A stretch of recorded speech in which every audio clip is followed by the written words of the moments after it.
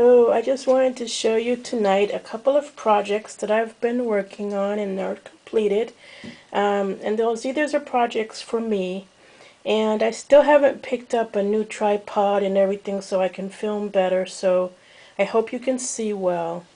You might remember a few weeks ago I put out an album, well actually a journal, kind of like a smash book type of journal for a friend that had a puzzle theme to it. And so in that journal was all puzzles for her to do to encourage her to journal. Well, I wanted to do a version of it for myself with chess puzzles in it. And so the version I did for myself is what I'm going to show you first. And this particular version, by the way, I didn't spend a lot of time on it because I didn't, you know what, I do much better when I'm making something for someone else than when I'm making it for myself. But I still like the way it turned out, so I was going to show you. So it's covered in cloth, and this is just like a funky little checkerboard pattern that I thought would be good. Then when you open it, you'll notice on the left side, on the entry, so I kind of bent this paper by accident, but on the left side there is a checkbook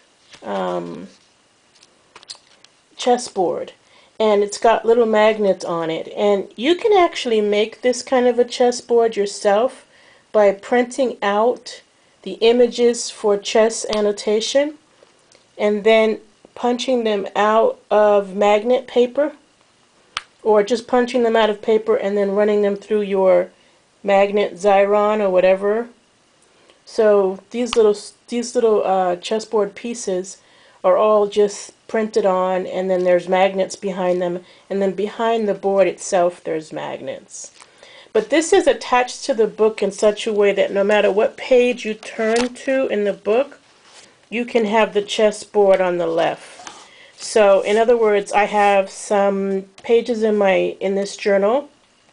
It's a lot like hers in that the left side is for journaling, you know, it's got the lined paper, and the right side has puzzles, but in this case sometimes it actually has reminders. So these are techniques called removing the defender, overloading, and then there's some puzzles like checkmate in one move, and then there's some puzzles checkmate in 2 moves. And the hardest ones I have in this book is checkmate in 3 moves. And then after the checkmate puzzles, there's additional coaching pages to remind me about things I should remember for opening analysis, for pawn structures, a difficult to remember technique or strategy called en passant. And then towards the end, some in-game tips. So, for instance, I always forget what pieces can checkmate. So a queen plus a king, how can they checkmate? A 2 bishop checkmate. A rook versus king checkmate. And so the end of the book, quite appropriately, ends with endings.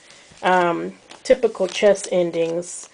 But the thing that I love about it is the checkbook chessboard, that no matter what page you want to work on, you can just flip the chessboard over and it'll be on the left side. And so you can set up your game to match the puzzle and work it out. So to me, that's really important to someone working at a chess puzzle that doesn't want to like visualize it in their head. I mean, after all, I'm no Bobby Fischer. So by having the chessboard handy, no matter what page I go to, it's really cool.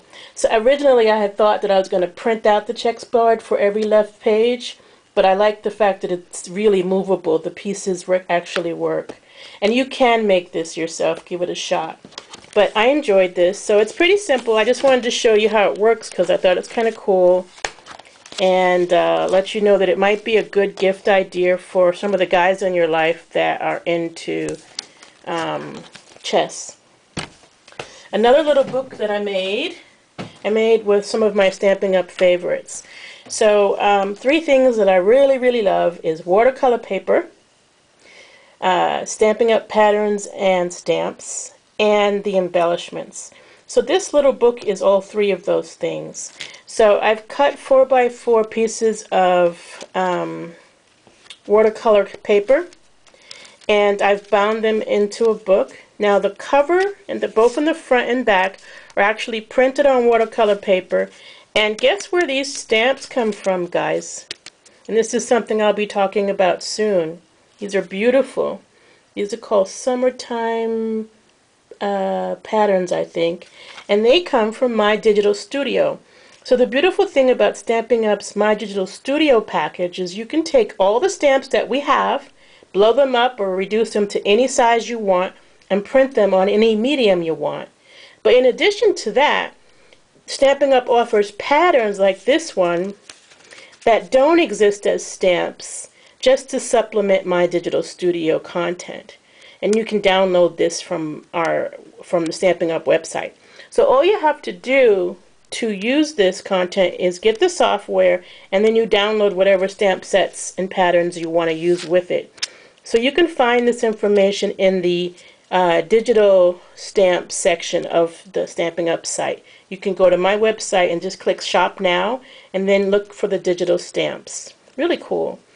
To make this a little bit more luxurious, I've actually used my embossing folders to emboss the edges of the papers. And I've put a little bit of those little tiny pearls, which I adore. I'm actually in love with those little tiny pearls in the flowers that are embossed on there. So just kind of taking an inch or so of each piece of paper on the side. You know, a couple of cases I think I've used the, you know, like the bottom edge too. And just kind of embossing the papers first. And the front and the back paper are fully embossed.